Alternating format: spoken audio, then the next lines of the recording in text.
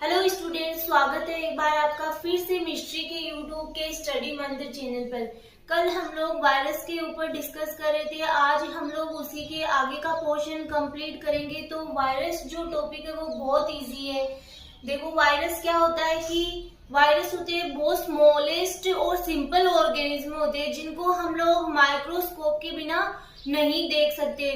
ये क्या करते हैं, प्लांट्स में, एनिमल्स में डिजीज प्रोड्यूस करते हैं। जब ये किसी भी होस्ट को इन्फेक्ट करते हैं तो उनमें डिजीज प्रोड्यूस करते हैं, चाहे वो एनिमल्स हो, चाहे प्लांट हो या ह्यूमंस हो।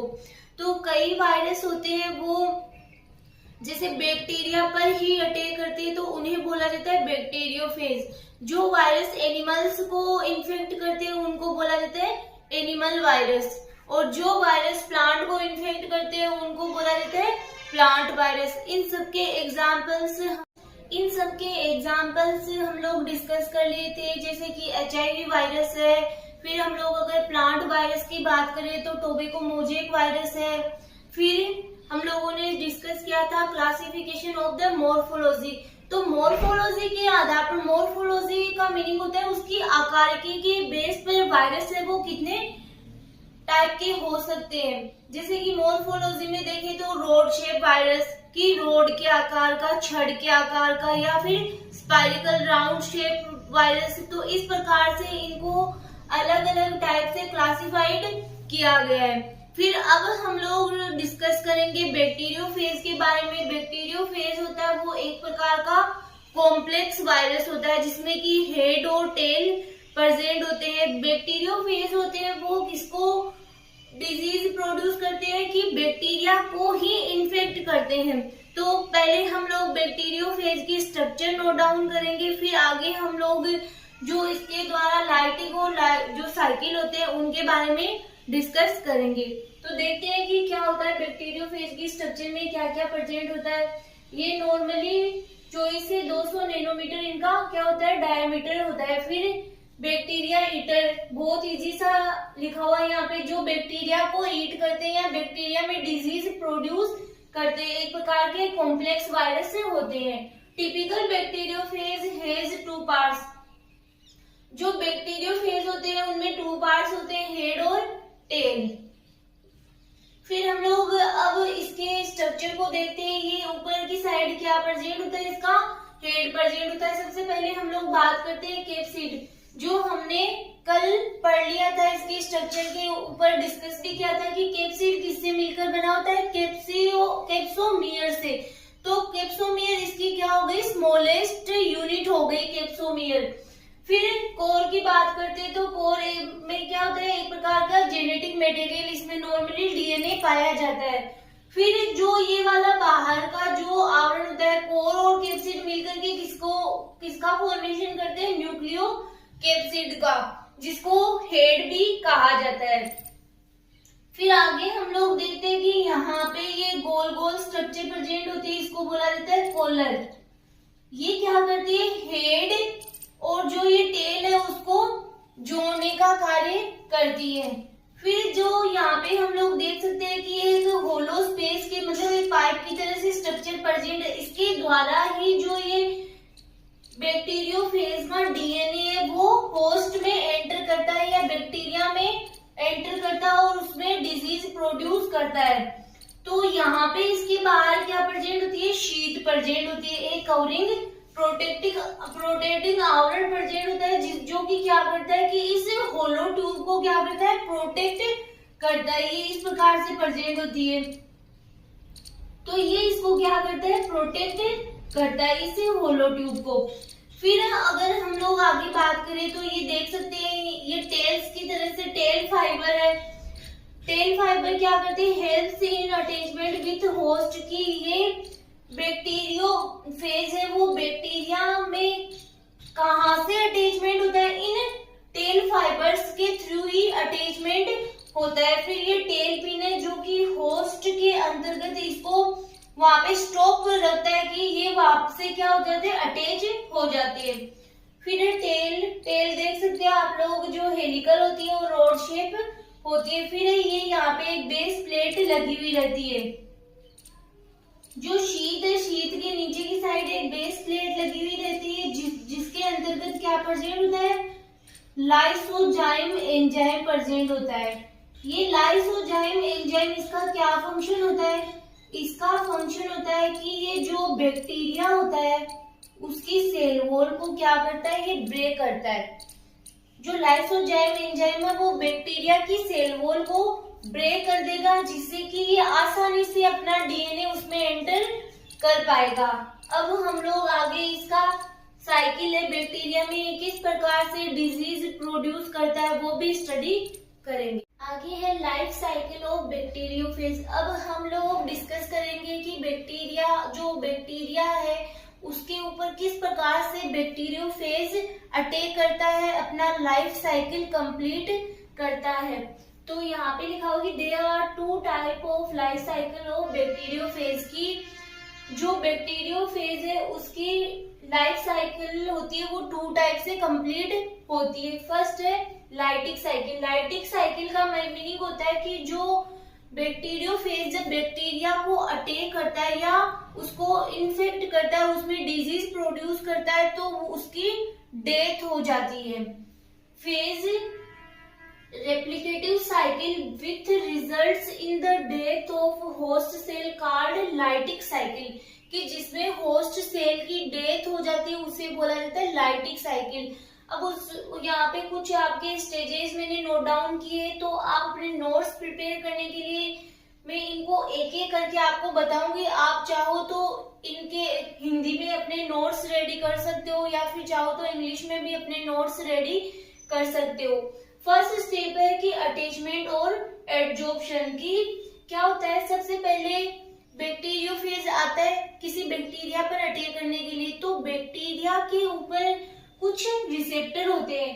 जैसे हमने बात की थी कि बैक्टीरिया के पास कुछ ऐसे रिसेप्टर होते हैं जिनको कि क्या करता है वो बैक्टीरियोफेज सेंस कर लेता है और वहां पर क्या करता है वो अटैक करता है। तो सबसे पहले बैक्टीरियोफेज है वो बैक्टीरिया की सेल वॉल से क्या होता है अटैच होता है। तो ये वाली फर्स्ट स्टेप है अटैचमेंट और एडजॉर्प्शन। फिर नेक्स्ट स्टेप में क्या होता है जिसको कि हम लोग क्या बोलते हैं पेनेट्रेशन स्टेप, कि इसमें क्या होता है कि जो बैक्टीरियोफेज होता है वो जब बैक्टीरिया की जो सेल वॉल है उसको उसके जो रिसेप्टर है उनको सेंस कर लेता है, तो वो फिर वहां पे क्या करता है, जैसे हमने नेक्स्ट लेक्चर में जो हमारा प्रीवियस लेक्चर है उसमें डिस्कस किया था कि यहाँ पे क्या होता है लाइसोजाइम एंजाइम प्रेजेंट होता है जो कि क्या करता है बैक्टीरिया की सेल वॉल को क्या कर देता है डिग्रेड कर देता है, जिससे कि इसका जो जीनोम है डीएनए वो इसमें एंटर हो जाता है। तो स्टेप 2 क्या हो गई पेनिट्रेशन की। जो बैक्टीरियोफेज होता है वो बैक्टीरिया की सेल वॉल को क्या करता है पेनिट्रेट करता है। नेक्स्ट स्टेप थर्ड स्टेप में देखते हैं हम लोग बायोसिंथेसिस। तो बायोसिंथेसिस में क्या होता है कि जिसमें कि क्या होता है मशीनरी जो प्रोटीन सिंथेसिस होता है, तो इसमें क्या होता है जब ये बैक्टीरियोफेज बैक्टीरिया पर अटैक करता है तो इसका जीनोम क्या होता है इसके अंतर्गत एंटर कर जाता है। तो जब ये इसका जीनोम इसके अंदर आ जाता है तो ये क्या करता है कि इसके राइबोसोम को यूज करके एंजाइम का सीक्रेशन करता है, जिससे कि वो एंजाइम क्या करते हैं इसके जो जीनोम होता है बैक्टीरिया का जीनोम या डीएनए होता है उसको क्या करते हैं डिग्रेड कर देते हैं, जिससे जो ये बैक्टीरिया होता है उसका खुद पर कोई कंट्रोल नहीं रहता है। क्योंकि यहाँ पर तो क्या किसका जीनोम आ गया बैक्टीरियोफेज का जीनोम आ गया, तो ये क्या करता है अपनी सिंथेसिस करता है कि इसके द्वारा जो हेड पार्टिकल्स का फॉर्मेशन होता है, टेल पार्टिकल्स का फॉर्मेशन होता है, जीनोम का फॉर्मेशन होता है, मतलब ये अपनी कॉपीज बनाता है। फिर आगे नेक्स्ट स्टेप 4 में सेल्फ असेंबली। सेल्फ असेंबली में क्या होता है कि जो बैक्टीरियोफेज जो ये सारे पार्ट फॉर्मेशन हो गए, अब ये बैक्टीरियोफेज क्या होते हैं पेक्ड होते हैं। पेक्ड का मीनिंग होता है कि ये अलग अलग पार्ट वो जुड़ने लग जाते हैं, कि बैक्टीरियोफेज जैसे डीएनए है वो क्या होता है कि इसके हेड पार्टिकल में पैक हो जाता है, टेल पार्ट जुड़ जाता है, इस प्रकार से ये अपनी क्या करने लग जाते हैं कि सेल्फ रेप्लिकेशन करके फिर ये पार्ट सेल्फ असेंबली होने लग जाती है। स्टेप 5 में क्या होता है कि जो बहुत सारे जब बैक्टीरियोफेज का फॉर्मेशन हो जाता है, लगभग 100 से 200 बैक्टीरियोफेज एक बार में रिलीज हो सकते हैं। तो क्या होता है कि ये बैक्टीरिया की सेल वॉल के पास में जाके एंजाइम का सिक्रेशन करते हैं, जिससे क्या होता है कि जो सेल वॉल होती है बैक्टीरिया की वो क्या हो जाती है, डिग्रेड हो जाती है, जहां से क्या होता है कि ये जो बैक्टीरियोफेज होते हैं वो रिलीज हो जाते हैं और ये रेडी होते हैं किसी अदर होस्ट सेल को इन्फेक्ट करने के लिए, किसी अदर होस्ट सेल में डिजीज प्रोड्यूस करने के लिए। तो इस प्रकार से ये साइकिल चलता रहता है। नेक्स्ट अब हम लोग जो आपको आपके लाइसोजेनिक साइकिल, जिसमें कि जिसको कि एक प्रकार से गेस्ट होस्ट रिलेशन भी कहा जाता है। तो आगे हम लोग देखते हैं कि इसको गेस्ट होस्ट रिलेशन इसलिए कहा जाता है क्योंकि जो बैक्टीरियोफेज होता है वो होस्ट में किसकी तरह से रहता है, गेस्ट की तरह से रहता है। तो इन दोनों के रिलेशन को कहा जाता है गेस्ट होस्ट रिलेशन। फिर है लाइसोजेनिक साइकिल अलाउ रेप्लिकेशन। जो लाइसोजेनिक साइकिल होता है वो क्या करता है, रेप्लिकेशन को अलाउ तो करता है और phase without destroying the host, की ये बिना किसी नुकसान के क्या करता है, रेप्लिकेशन करता रहता है। कौन, बैक्टीरियोफेज। इस प्रकार की साइकिल को कहा जाता है लाइसोजेनिक। की इसके नाम में देखो इसकी डेफिनेशन छुपी है, लाइसोजेनिक। लाइसो का मीनिंग होता है लाइसिस करना, ठीक है, लाइसिस करना। जेनिक मतलब जीनोम से ले सकते हैं हम, तो किसी जीनोम का क्या करना, लाइसिस करना। फिर वही हम लोग स्टेप नोट डाउन करें तो फर्स्ट स्टेप वही है सेम जो हमने लाइटिक साइकिल में पढ़ी थी कि सबसे पहले क्या होता है, बैक्टीरियल अटैचमेंट होता है। फिर क्या होता है, जो बैक्टीरियोफेज का जीनोम है वो किसमें एंटर कर जाता है, बैक्टीरियल सेल में एंटर कर जाता है पेनिट्रेशन के थ्रू। तो सबसे पहले स्टेज में ये यहाँ पे क्या होता है, अटैचमेंट होता है। फिर पेनिट्रेशन के थ्रू क्या होता है, जो बैक्टीरियोफेज का जीनोम है वो इसमें एंटर कर जाता है। अब यहाँ से स्टार्ट होता है जो लाइसोजेनिक साइकिल है। तो इसमें क्या होता है कि जो बैक्टीरियोफेज का जीनोम है इसमें एंटर कर जाता है, बट ये क्या होता है, इसका डिग्रेडेशन नहीं करता है, ये इसके जीनोम के साथ ही अटैच हो जाता है और इसको बोला जाता है एक प्रकार से प्रोफेज। प्रोफेज का मीनिंग होता है कि जो बैक्टीरियल जीनोम है उसके साथ जो फेज का जीनोम है वो अटैच हो रखा है, वायरल जीनोम अटैच हो रखा है, इसको बोला जाता है prophage. Viral DNA attach to bacterial DNA, ठीक है। फिर अगर क्या होता है कि इनमें बाइनरी फ्यूजन होता है कि इसमें रेप्लिकेशन की प्रोसेस होगी, तो रेप्लिकेशन की प्रोसेस के द्वारा क्या होगा कि जो वायरस का जीनोम है उसके रेप्लिकेशन के साथ में बैक्टीरियल सेल के जीनोम का भी रेप्लिकेशन होगा। तो बाइनरी फ्यूजन के द्वारा इसमें क्या होगा कि दो डॉटर सेल का फॉर्मेशन हो जाएगा।